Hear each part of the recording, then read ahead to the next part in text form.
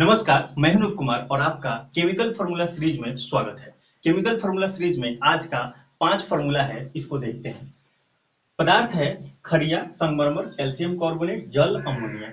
इसके बारे में हम लोग केमिकल फार्मूला देखेंगे और इस सीरीज में हम लोग केवल केमिकल फार्मूला ही नहीं याद करते, बल्कि उस फार्मूला से जुड़े कुछ स्पेशल पॉइंट्स को भी हम लोग पॉइंट आउट करते हैं। तो देखिएगा, सबसे पहले हम इसको जानते हैं, खड़िया का जो केमिकल फार्मूला होता है वो होता है CaCO3।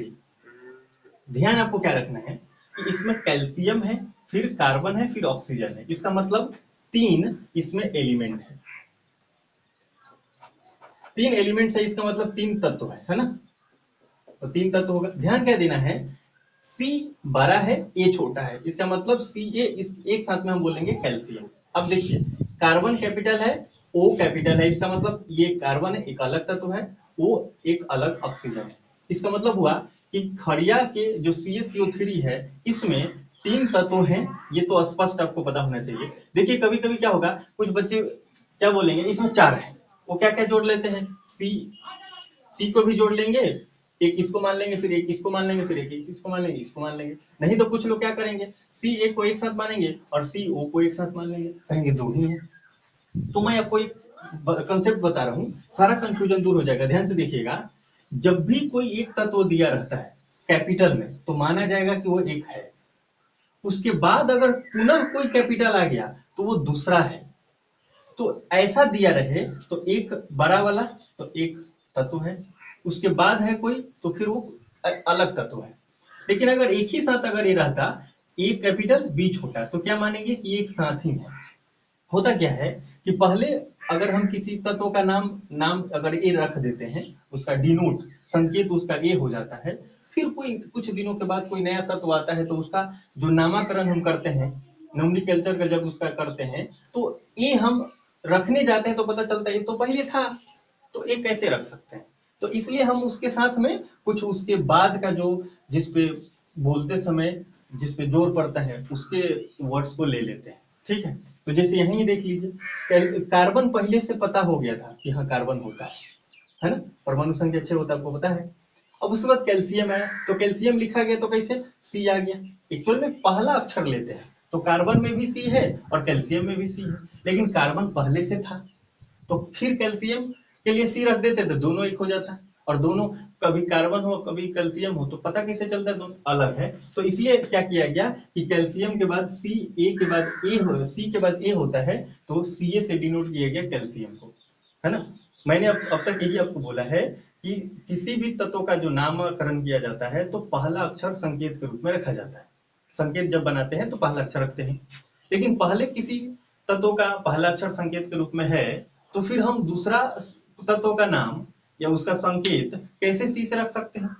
मैंने आपको अब तक ये बताया कि किसी तत्व का जो सिंबल बनाते हैं तो उसके जो नाम लिखते हैं उसका पहला लेटर रखते हैं, पहला वर्ड ले लेते हैं। अब पहला वर्ड हमने ले लिया, जैसे कार्बन में सी ले लिया। अब फिर हमको कैल्शियम का बनाना है, तो जब कैल्शियम के पास जाएंगे तो फिर शुरू हो रहा है सी से, तो फिर हम सी नहीं रख सकते क्योंकि कार्बन का होता है, दोनों को अंतर कैसे करेंगे। तो इसलिए हम क्या करते हैं कि जिस पे कुछ जोर पड़ता है उस पूरा वर्ड को जब पढ़ते हैं तो कोई ऐसे उसमें लेटर होते हैं जिसको जोर पड़ता है तो उसको ले लेते हैं, नहीं तो सी के बाद या जो पहला लेटर के बाद जो दूसरा लेटर होगा उसको ले लेते हैं। तो ऐसा किया जाता है, तो इसके बारे में आपको ध्यान होना चाहिए। तो ये हो गया CaCO3, कैल्शियम कार्बोनेट इसको बोलते हैं। और यहाँ देखिए, ये कैल्शियम कार्बोनेट लिखा है तो इसका भी फॉर्मूला CaCO3 ही होगा, है ना। बस मैं आपको स्पेशली यही बताना चाह रहा कि इसमें कैल्शियम है ये पूरा, और ये कार्बन है, और फिर ये ऑक्सीजन है। अब देखिए, C और O दोनों कैपिटल है तो दोनों अलग अलग है, कार्बन और ऑक्सीजन।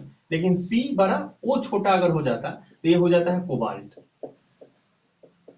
इस बात को आपको एकदम ध्यान रखिएगा। तो जब भी आप ये लिखते हैं ना, तो C बड़ा, A छोटा, C बड़ा, फिर O बड़ा, तो C के साथ ही जाना चाहिए। अब ऐसा क्या करेंगे, अब यहाँ देखिए CA और C और O ऐसा लिख देंगे तो फिर ये दूसरा कुछ हो जाए, तो कैपिटल ही लिखना है सिर्फ। ठीक है, उम्मीद करते हैं आपको समझ में आ गया होगा, नहीं आया होगा तो बताइएगा। आगे देखिए, संगमरमर, संगमरमर का भी होता है CaCO3, जो CaCO3 होता है। जो हम ताजमहल है हमारा वो संगमरमर का बना हुआ है। तो यह एक प्रकार का क्या होता है कि पत्थर होते हैं, संगमरमर के पत्थर होते हैं।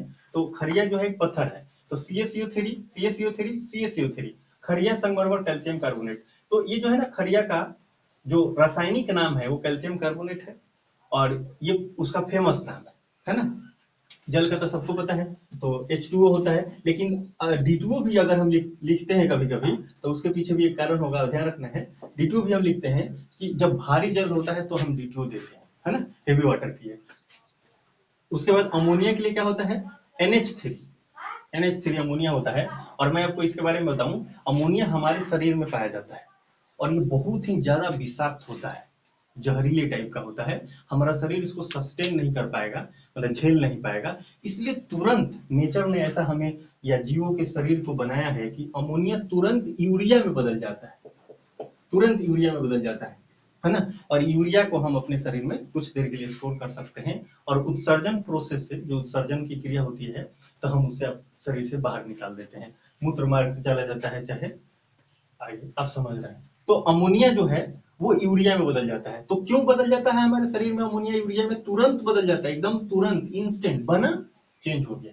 क्यों? क्योंकि बहुत ही विषाक्त होता है, हमारा शरीर इसको झेल नहीं सकता। तो ये भी आपको पता होना चाहिए। दूसरी बात एक मैं बताऊं, अमोनिया का प्रयोग बम बनाने में किया जाता है।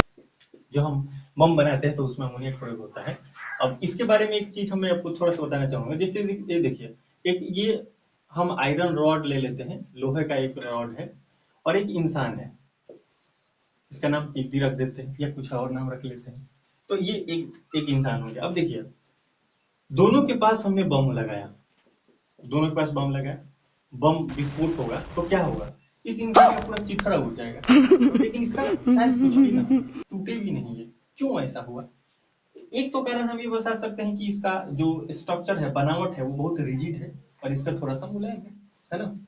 और इसके पीछे एक और कारण है, इसके अंदर में अमोनिया है, क्योंकि अमोनिया एक विस्फोटक पदार्थ है और बम तो फटा ही, पर जैसे फटा तो उसके शरीर में भी अमोनिया विस्फोट करता है। मतलब हमारे शरीर में भी ऐसे तत्व हैं, ऐसे यौगिक हैं, ऐसे मटेरियल हैं जो कि फटने के लिए तैयार है।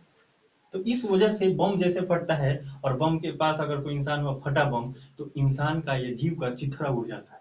लेकिन अगर वहीं पे कोई निर्जीव चीजें होती है, कोई मेटल हो गया, है ना, या कोई लकड़ी ही हो गया, तो उस समय क्या होता है कि वो सब नहीं, उतना उसका चिथड़ा नहीं उड़ता है। पर जीवों का बहुत खतरा होता है ना। तो ये सारी बातें हुई, खरिया हो गया, संगमरमर, कैल्शियम कार्बोनेट, जल, अमोनिया। तो ये बातें मैंने आपको बताया।